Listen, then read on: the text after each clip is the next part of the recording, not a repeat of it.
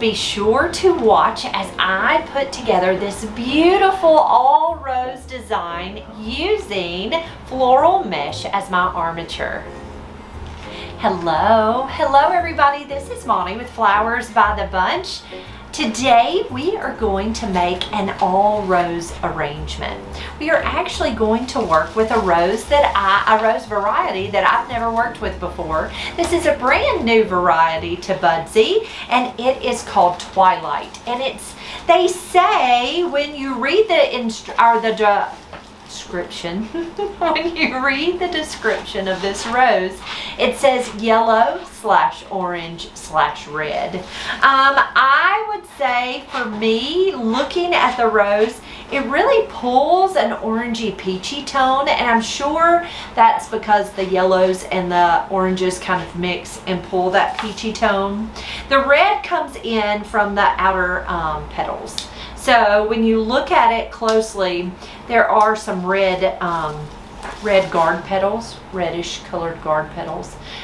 It is so lovely, and so I'm excited to work with this variety of roses. If you could look behind me, you see a wall filled with vases, and so I decided to use one of my vases from our vase wall. I collect antique vases or older vases or just vases that make me happy, and this happens to be one of them. I believe that this is from Whole Pottery. It was made in the 40s, so it's a fun little compote container. And I am going to, instead of using fresh floral foam, I am actually going to use this is called floral mesh or netting, floral netting or chicken wire. Now, this netting actually came from a company called LO Florist Supply, and it is coated, so it is not going to rust. So it works really good to be able to reuse it, which I love that about this type of armature. You can recycle it. You can use it again and again, which is wonderful. I'm using some tin snips, and I'm just cutting this mesh in half. This is actually a piece we've used for something else, and so I just found it and thought that's perfect for my armature. Now, when we talk about an armature is a grid, something that holds all the flowers in place. And there are many types of armatures. Not only this wired armature, which I'm just taking and I'm kind of rolled it into a ball.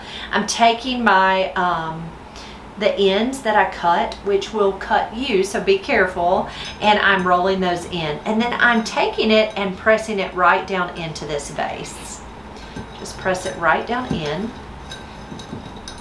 Using your hands, just kind of press it right down in there, just like that. And then to hold it in place, I am going to use some tape. So this is a clear floral tape. If you do not have floral tape, you can absolutely use Scotch tape. Just a clear Scotch tape that you have at home that you take packages with. You can absolutely use that. It's going to just hold that chicken wire right in the vase. So you can see how I just taped it right across. I'm going to tape it across the opposite way also, just to make sure that that chicken wire is going to stay right in place. Okay, so you see how it's kind of crossed over just like that. Now I'm going to take some water, and I am going to fill my container with water. Now, when I was talking about armatures would include fresh floral foam as a type of armature.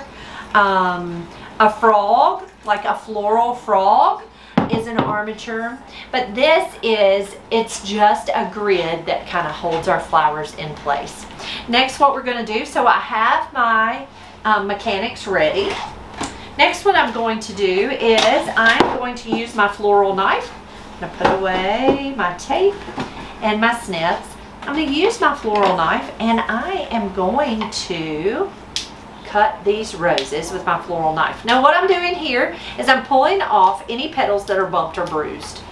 I'm going to take my floral knife, I'm going to cut that stem at an angle, and I am going to tuck this taller rose right down in the center. Now I'm leaving my leaves on because I'm hoping not to use any greenery. I'm hoping to just use the roses. And so I'm going to leave as many of the pretty leaves on as I possibly can. I am not wiring these roses. This is actually going to just be for me. So I'm not wiring my roses. I'm just taking each of those roses, popping off some of those guard petals. Now often you'll find guard petals that kind of have funny little markings on them. A guard petal is placed on the outside of the bud, and it is meant, just like it says, to guard or to protect the outside of that bloom. And so often you will find guard petals with some bumps and bruises, and it's just to protect that rose itself or that bloom.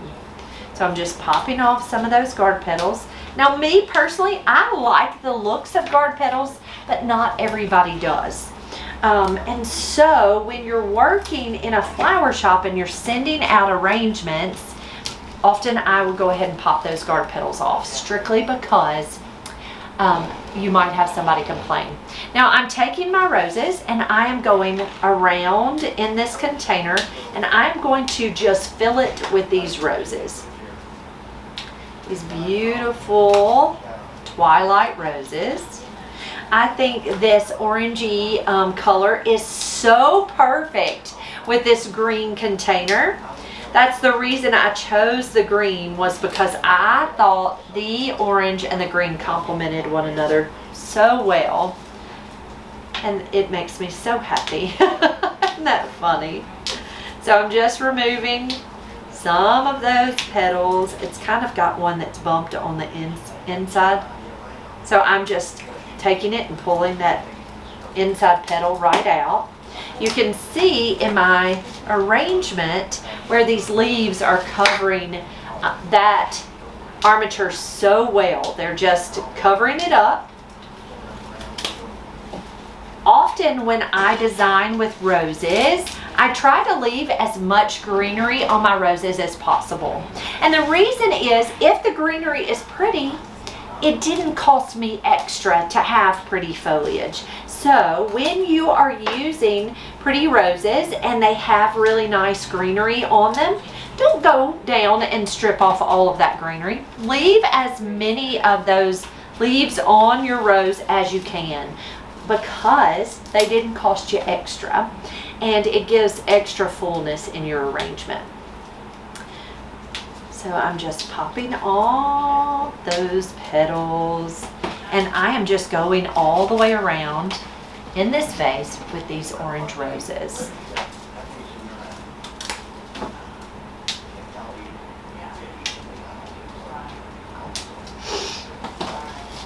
So I find that this might be one of the easiest designs that you can do, using the same type of flower and just filling in the arrangement.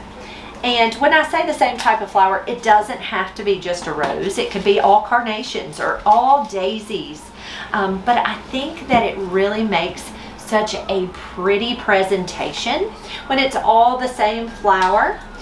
Versus, I love a mixed arrangement too, but it's really kind of fun to be able to use all the same type of blooms in your design. And this is something that's very easily done at home. You can absolutely do something like this, where you went to your local grocery store and picked up some pretty blooms and just use them throughout your design. You don't have to pick up several different bouquets. You can pick up one bouquet of one type of flower and make such a beautiful presentation with just that one type of flower.